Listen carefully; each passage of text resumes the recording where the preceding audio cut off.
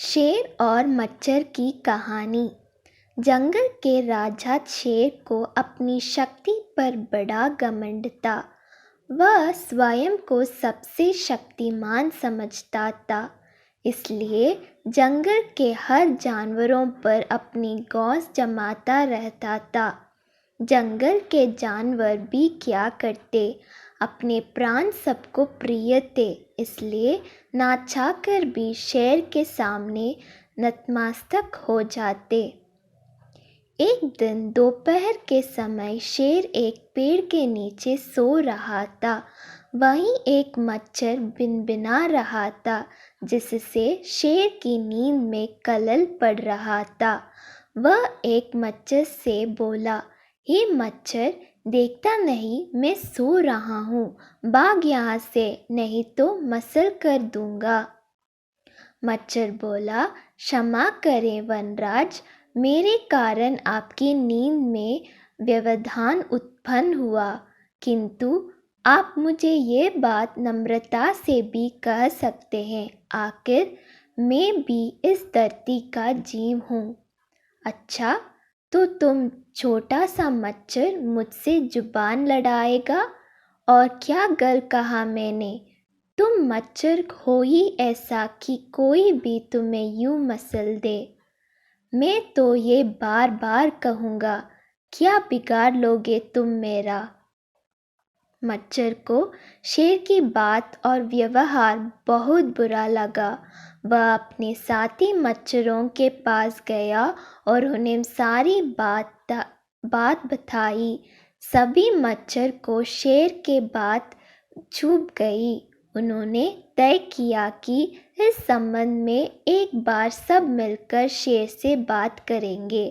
सभी मच्छर शेर के पास पहुँचे और बोले, वनराज, हमें आपसे बात करनी है, जल्दी बोलो, मुझे तुम जैसे से बात करने की फुर्सत नहीं है। शेर बोला, वनराज, आप होंगे बहुत शक्तिशाली, किंतु इसका अर्थ है कथिया नहीं है कि आप अन्य जीवों और प्राणियों का मजाक उड़ाएं या उन्हें नीचे दिखाएं। मच्छर बोले, मैंने जो कहा सच कहा, मैं सबसे शक्तिशाली हूँ और मुझे कोई हरा नहीं सकता। घमंड में चूर शेर गरजा। ऐसा नहीं है, अगर आप शक्तिशाली हैं तो हमें भी इतना सामर्थ्य है कि आवश्यकता पड़ने पर हम किसी का सामना कर सकते हैं और उसे हरा सकते हैं। हम आपको भी हरा सकते हैं। मच्छर भी चुप ना रहे। यह सुनकर शेर हंसते हुए बोला, तुम लोग मुझे हराओगे? तुम लोगों की इतनी हिम्मत कि मेरे सामने आकर ये बात कहो? मेरी शक्ति का अंदाज नहीं है तुम्हें, अन्यथा ऐसा कभी नहीं कहते।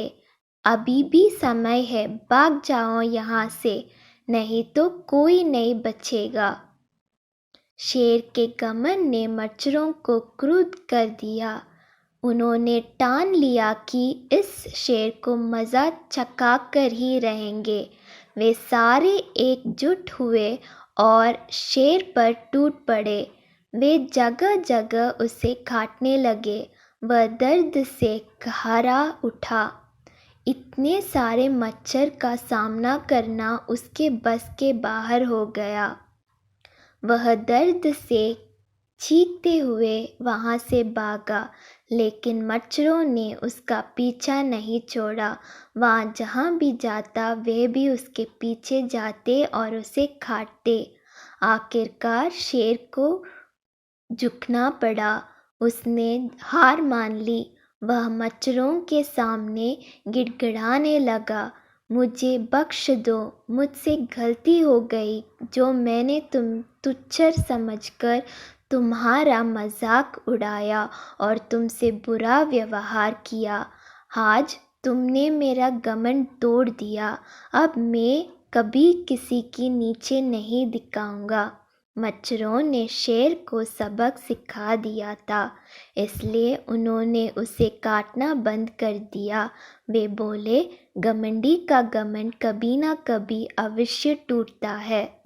आज तुम्हारा टूटा है, घमंड करना छोड़ दो, अन्यथा एक दिन ये तुम्हें ले डूबेगा। और कभी किसी प्राणी को नीचे मत समझो, हर किसी का अपना सामर्थ्य और शक्ति होती है। शेर धोबी करते हुए वहाँ से भाग गया।